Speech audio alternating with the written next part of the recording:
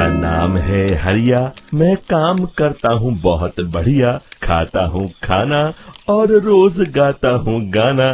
अरे यार, आज तो बहुत देर हो गई। इस खतरनाक जंगल को देखकर तो मेरे हाथ पैर ठंडे हो गए हैं। अगर मैं वक्त पर गांव नहीं पहुंचा तो मालिक बहुत नाराज हो जाएंगे। तभी हरिया को एक आवाज सुनाई देती है। सुनिए हरु जी। अरे, ये आवाज किसने दी? तभी हरिया को सामने कुछ दूर एक औरत खड़ी दिखाई देती है। अरे भाई, ये औरत अकेली इतनी रात को इस जंगल में क्या कर रही है? चलकर पूछना पड़ेगा।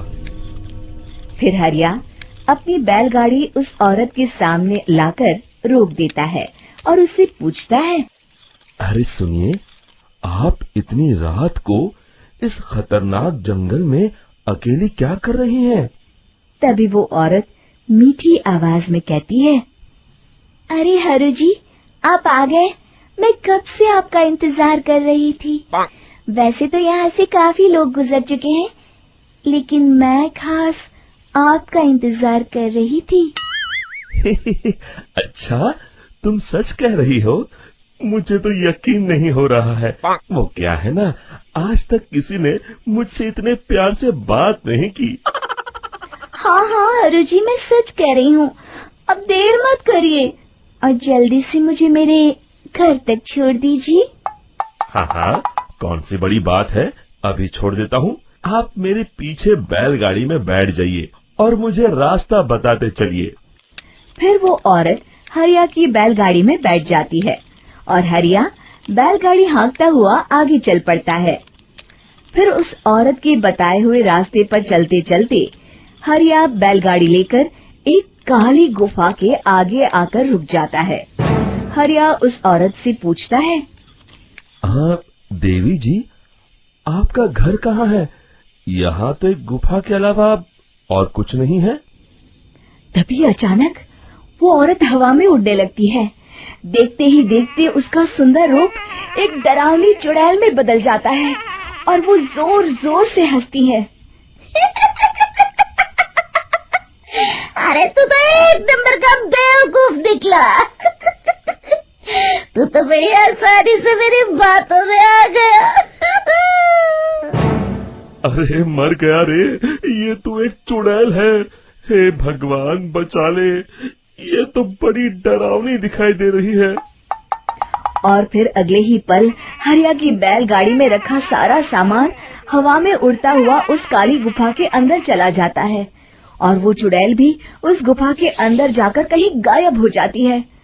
हरिया ये नजारा देख बुरी तरह घबरा और परेशान हो जाता है। अरे, ये चुड़ैल तो मेरा सारा सामान लेकर गुफा में गायब हो गई।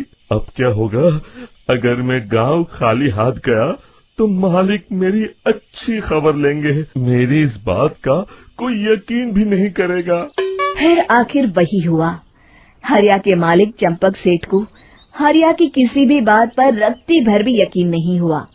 चंपक सेठ को लगा हरिया झूठ बोल रहा है और उसने ही लालच में आकर सारा सामान हड़प कर लिया है।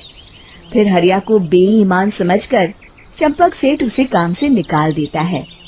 अगले दिन अपनी दुकान में परेशान बैठा चंपक सेठ गुस्से में बड़बड़ाता है। अरे, दुकान में तो सामान बिल्कुल भी नहीं है।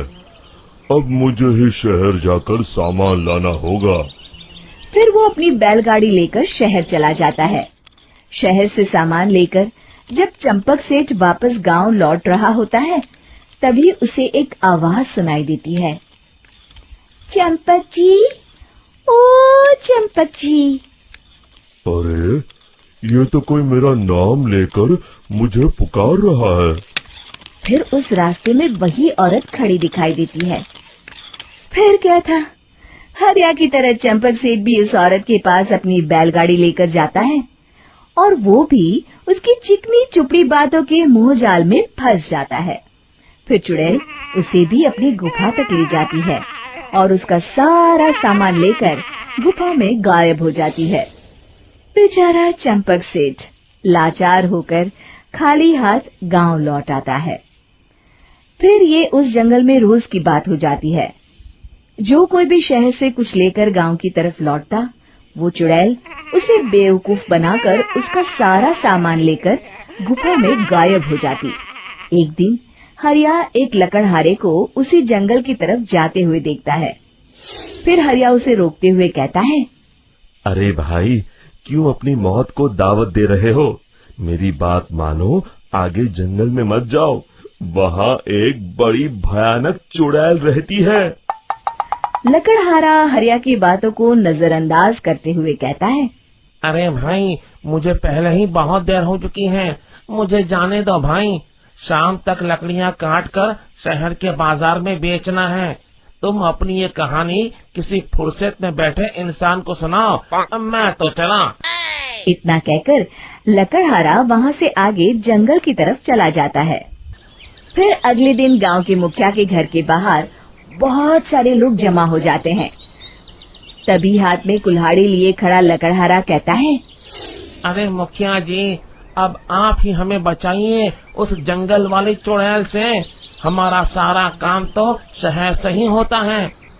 अरे मुखिया जी, उस चुड़ैल की वजह से तो मैं पूरी तरह बर्बाद हो गया हूँ। हम सबको मिलकर उस चुड़ैल का कोई इलाज करना पड़ेगा।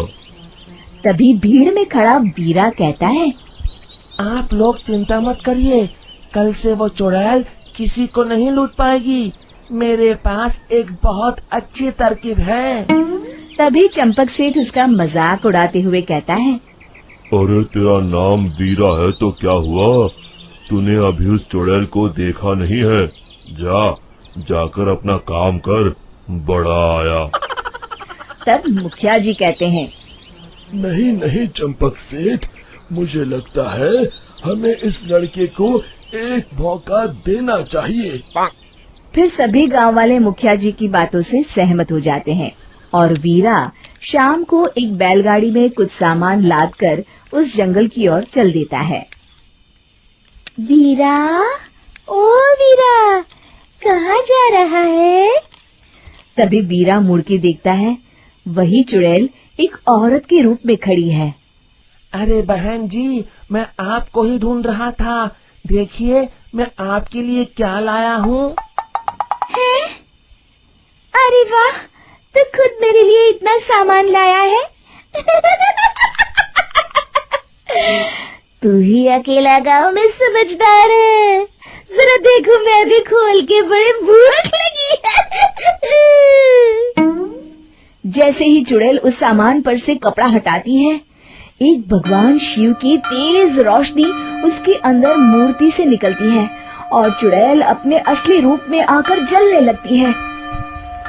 अरे मैं जल रही हूँ, बचाओ! बचाओ! ओम नमः शिवाय, मर गई मैं! देखते ही देखते वो चुड़ैल राख के साथ उड़ जाती है और सभी गांव वाले भी वहां आ जाते हैं। शिक्षा बुराई पे सदा अच्छाई की ही जीत होती है।